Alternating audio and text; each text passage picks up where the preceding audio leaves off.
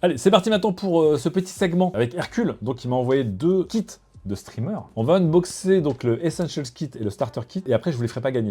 Donc la console, vous voyez à l'arrière par contre, il y a juste un port USB-C à l'arrière. C'est des molettes fluides, cliquables, 1, 2, 3, 4. Donc là c'est le micro qui est livré dans le kit. Le micro il est USB-C et XLR et la console elle a juste une sortie USB-C donc vous ne pouvez pas brancher le micro dans la console si je ne m'abuse. Ça c'est le premier kit ici, ça c'est le starter. Ok, donc là on a la console dite Essentials et pas la starter. Donc vous voyez la différence entre les deux. Vous avez ici, vous voyez le starter c'est juste l'écran avec les 4 molettes et les 4 touches.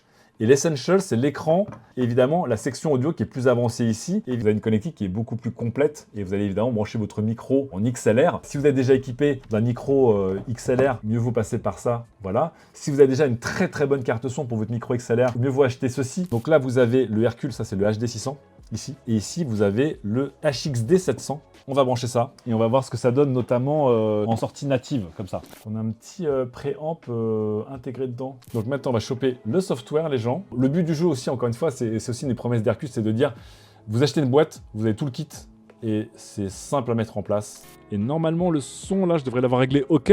On va retourner sur le logiciel pour voir les autres réglages qu'on pourra avoir, ce qu'on appelle un peu sculpter le son. Alors ici, accès serveur pour OBS, accès à Streamlab. Pour vous donner une idée, ça permet ici de me créer un dock de contrôle d'OBS. Vous voyez, mon stream control, je pourrais l'ajouter dans OBS. Là, le micro là, il est full par défaut. C'est important évidemment de bien régler son son, même si vous voyez là je l'ai branché et ça marche direct. L'idée c'est évidemment ensuite d'aller dans ces réglages là et d'aller ici sur la partie où vous allez sculpter les modalités du son de votre voix. On va changer les profils de son par exemple. Donc là, voilà le son de ma voix avec le profil HXD 700 proche de ma bouche et voici le son de ma voix si j'étais en mode Radio Bright, avec des réglages un petit peu différents. Ça, c'est un bon point aussi, c'est que comme dans la plupart des bonnes cartes son / macropad, c'est qu'il y a des profils tout faits. Et je pense qu'après, tu vas pouvoir mettre des touches que tu veux. Donc là, je vais mettre lecture pause de médias, par exemple. L'ergonomie, je pense qu'on la connaît, elle est plutôt simple. Mon micro XLR, il est là. Et ici, je vais mettre le chat, la musique et le système. Là, vous voyez, je peux mute directement depuis la console.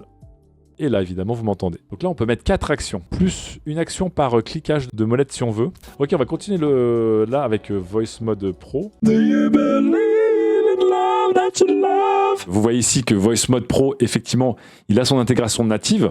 Donc voilà, là ça me permet globalement, si je fais le test, c'est de parler normalement et puis ensuite de désactiver immédiatement la voix ou de l'activer. Ça, c'est cool parce que je l'ai fait en 2 secondes sans regarder de notice. Si évidemment cette découverte vous a donné envie d'acheter, donc il y a les 2 kits. Il y a le Starter Kit à 199 € et le Essentials Kit à 299. Le premier, c'est juste le macropad et un micro indépendant l'un de l'autre. Et l'Essentials Kit qui est là, avec ça et avec ce micro. Voilà.